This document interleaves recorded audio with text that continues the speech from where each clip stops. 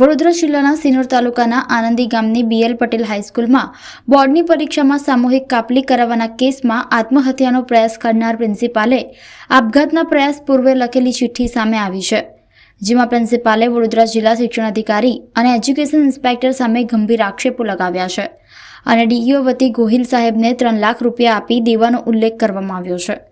જો વહેલી તકે 3 લાખ ન આપ્યા તો 5 લાખ આપવાની વાત કરી હતી। પૈસા ન આપતા અંતિમ પગલું ભર્યું હોવાની વાત લખી છે।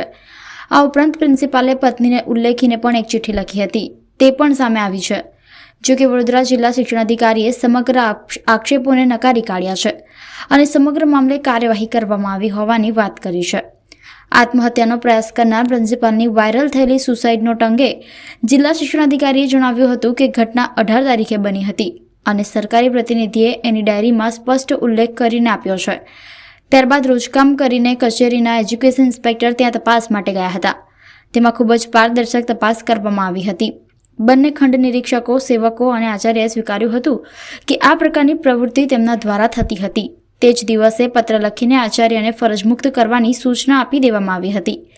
ત્યારે આચાર્યએ અંગત કારણોસર કે પછી સ્વ બચાવ કે કોઈ કાર્યવાહીના ડરથી એમણે પગલું ભર્યું હોઈ શકે છે। એ બાબતે જણાવીશ કે સદંતર જે આક્ષેપો કર્યા છે એ બાબતે એવું કહે છે કે કાર્યવાહી ન કરવા માટે કંઈ માંગણી કરવામાં આવી છે। હકીકતે જ્યારે એ લોકોની સુનાવણી કરવામાં આવી હતી ત્યારે અહીંયાથી કચેરી એમને છોડી હતી, એ જ વખતે એમની સામેનો જે આદેશ હતો એમની સામે જે નિયમાનુસાર કાર્યવાહી સંચાલક મંડળે કરવાની રહે નિયમો અનુસાર એમને ત્યારે જ પત્ર આપી દેવામાં આવ્યો હતો।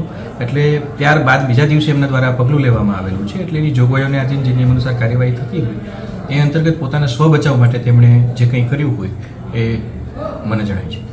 જબરજસ્તી સહી કરાવવાનો બી આક્ષેપ લગાવવામાં આવે છે।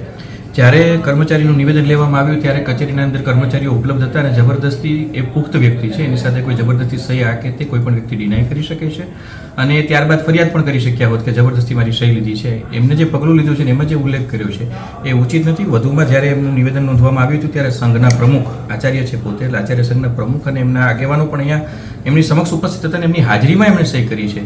ત્યારે એવું માનવાની કે એમને જબરદસ્તી સહી કરી છે તેના માટેનું કોઈ કારણ સુસાઇડ નોટમાં એવો પણ ઉલ્લેખ કરે છે કે જો હું મરી જાઉં તો મારા સાહેબ પર કોઈ કાર્યવાહી બી ના થવી જોઈએ। એ એની લાગણી હશે કે જે હોય તે બાબતે હું કશું ન કહી શકું એણે શા માટે એવું લખ્યું છે, પરંતુ જે હકીકત લક્ષી વિગતો હતી